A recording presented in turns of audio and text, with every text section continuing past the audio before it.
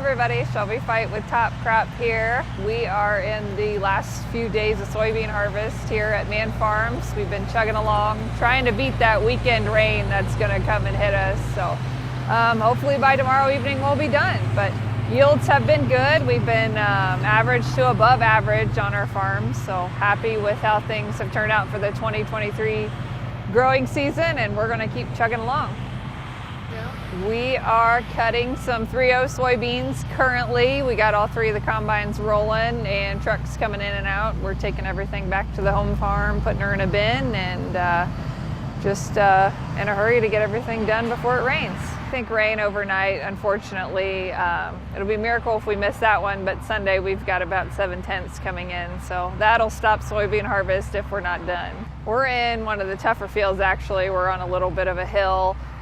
So beans struggled a little bit. We had a drier August. I think we set ourselves up well early on in the growing season, but then just kind of lost a little oomph at the end of the season. So okay beans. These are more of the average beans, unfortunately, but you know, gotta have the hills, unfortunately.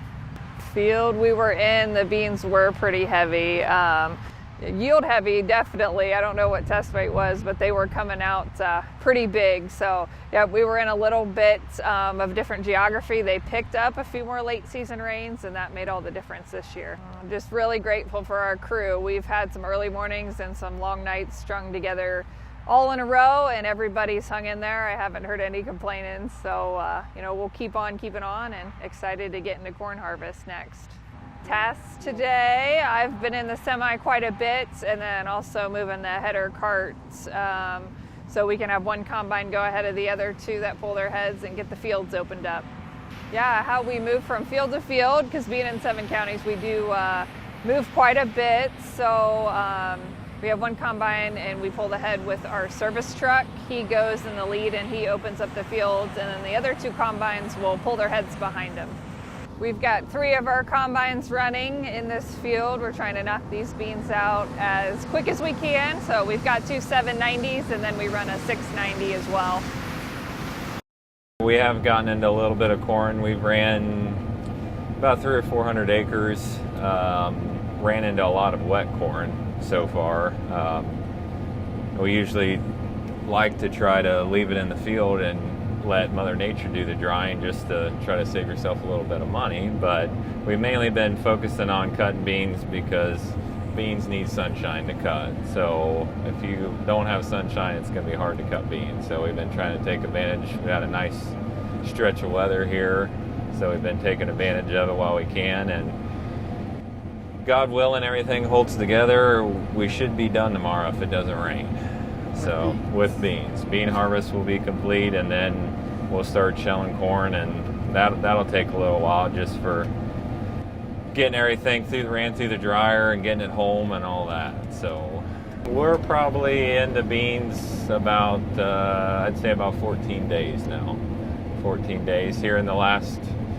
We've made a huge chunk here in the last 3 or 4 days. We've been putting in some long hours, able to cut late because the wind stays blowing and keep the frost and the dew away. We had our first heavy frost there Monday, so we got that out of the way for the year, so at least for now, and we'll see what happens.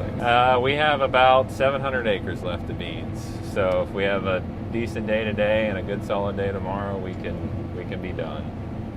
At which everybody will be looking forward to getting the beans cut and getting started shelling some corn, since everybody loves corn. Me, on the other hand, I like beans just probably because I'm the one planting the beans all the time. It's nice to see the reward for all the hard work and effort you've put into it to get this. You know, you're reaping the reward now for it, which we've been kind of all over the board. We've had some poor yields that we didn't expect, and we've had some really good yields, but I guess I'd say overall we're probably going to finish up about average. I would say average for the year. So missed a few rains in August that we really could have used to benefit, but that's Mother Nature, that's farming, it's the gamble you take. And every year it's like going to the casino and putting it all on black. So but we had better yields this year than what we had last year, just because of all the rain we had last year just really killed us, and now this year we were drier than normal. So corn will probably take us a month, I would say, once we get going, depending on how the weather is too. That's one nice thing about corn. You can get started earlier, you can run later, you know, it's not so weather dependent. So we have some good days, about a month of corn shelling, and we always try to shoot to get done by Thanksgiving every year. That's usually our goal, which we started harvest a little later this year. We usually try to get going about the second to last week of September, which we didn't get going till it was probably the 1st of October, I think, when we finally got started cutting beans. So it's nice to get rolling and stay rolling.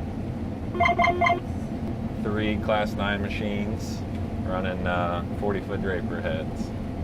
The most exciting thing this year was having the opportunity to be able to try out the Fiat VF Spray Max tires on our sprayer.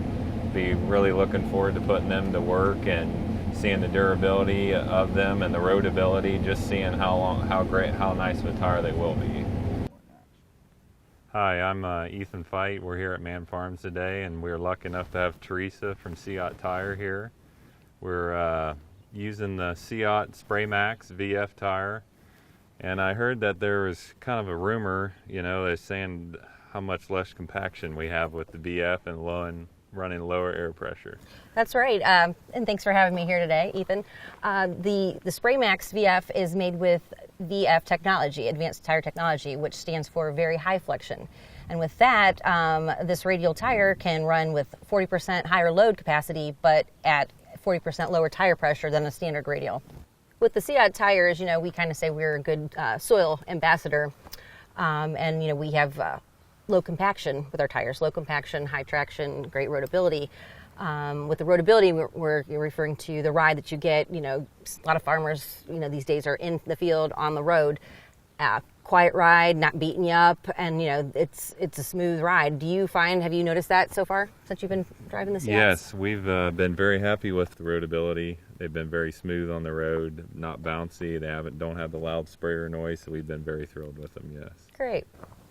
So Ethan, I understand you farm in about 7 counties. Tell me about what kind of conditions are you looking to put the Spray Max in? We're really excited to run the Spray Max, and it's going to see some higher clay content. We're going to see I'm excited to see the durability of the tire, because we're going to be putting on a lot of high road miles, a lot of heat in the summertime. So we're really excited to see that, and the less compaction, our clay soils getting over it, and sometimes even tougher conditions. So Teresa, tell me about the warranty on these Spray Max tires. We have a very aggressive warranty on these. They're 7 years, and even covers field hazard and stubble protection, which is something that, you know, a lot of the other manufacturers don't include, which means that, you know, Fiat really does feel we have a great quality tire, and we're standing behind that. As a farmer, that's very big for us, just because of all the hazards of even stubble. You know, corn stalk stubble is extremely hard on tires, so that's really good for us. Mm-hmm. Yeah, there's 45 acres in here, so you get 3 combines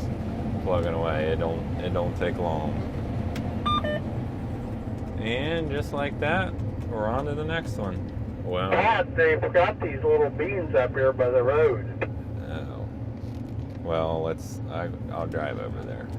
I'll drive up there and get them. I haven't changed my farm or anything yet.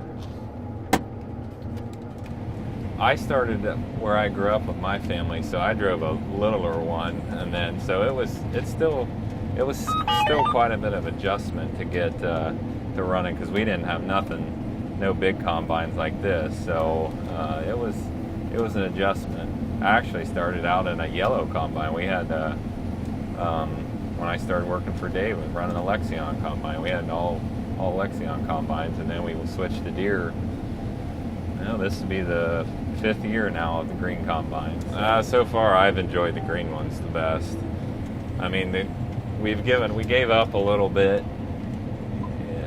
We gave up a little bit in the corn shelling department of speed and efficiency, but we picked that up cutting beans with the green ones over the yellow ones. So